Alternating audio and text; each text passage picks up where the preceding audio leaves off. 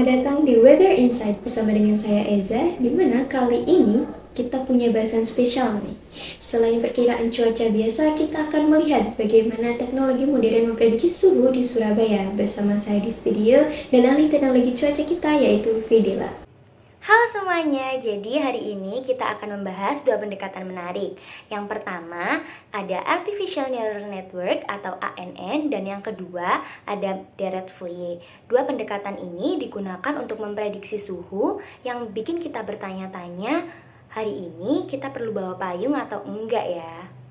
Dan saya, Kak Rosid, akan membantu meringankan diskusi ini supaya nggak terlalu serius. Karena kalau cuaca Surabaya panas terus, kita juga perlu hiburan nih.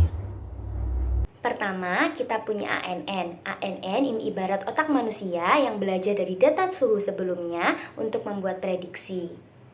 Jadi ANN itu seperti murid yang pintar belajar dari pola suhu sebelumnya, begitu ya? Tepat sekali Eza, tapi ANN ini butuh banyak data dan waktu lebih lama untuk belajar sehingga hasilnya nanti mendapatkan prediksi yang lebih akurat. Kalau yang sebelah itu Fourier ya, kelihatannya lebih simpel. Tapi fungsinya apa?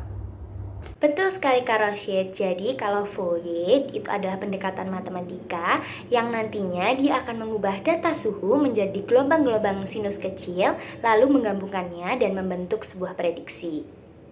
Wah, seperti bikin simfoni dari suara-suara kecil ini berarti ya. Tapi kelebihannya apa sih Kak Videla ini?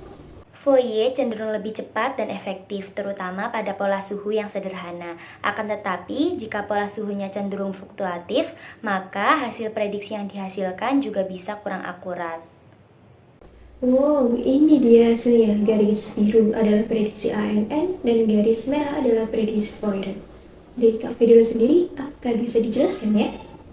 Baik, akan saya jelaskan. Jadi, terlihat dari grafik bahwa adanya perbedaan pola hasil prediksi menggunakan ANN dan Deret Fourier, di mana hasil prediksi menggunakan ANN terlihat lebih signifikan naik turunnya dibandingkan menggunakan Deret Fourier. Jika ditinjau melalui perbandingan perhitungan MAPE, dari prediksi ANN dan Deret Fourier secara berturut-turut didapatkan sebesar 0,06% dan 1,51%, di mana nilai MAPE dari prediksi ANN lebih kecil, sehingga dapat disimpulkan bahwa prediksi menggunakan metode ANN lebih akurat.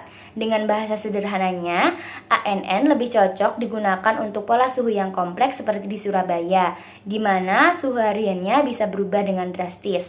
Sedangkan Fourier lebih cocok untuk prediksi cepat dengan pola sederhana sehingga tidak terlalu menunjukkan pola pada grafik tersebut. Kalau saya sih pakai yang cepat aja, biar buru-buru cari tempat adem. Baik, jadi dari hasil diskusi kita tadi kita jadi tahu nih bahwa ANN memberikan hasil prediksi yang lebih akurat untuk suhu cuaca Siru Surabaya. Namun dari kedua model prediksi ini, baik dari ANN maupun Fourier, memiliki kelebihan masing-masing untuk data yang dilakukan. Betul sekali, akan tetapi Fourier tetap bisa digunakan untuk membantu analisis cepat, misalnya untuk prediksi jangka pendek yang sering teman-teman temukan pada aplikasi pembaca suhu di gadget teman-teman. Intinya, pakai teknologi sesuai kebutuhan. Kalau cuaca Surabaya tetap bikin panas hati, mungkin itu karena yang diprediksi bukan cuma suhu. Baik, sekian edisi spesial Weather Insight hari ini. Saya Eza bersama Kak Videla dan Kak Rashid mengucapkan sampai jumpa di lain kesempatan.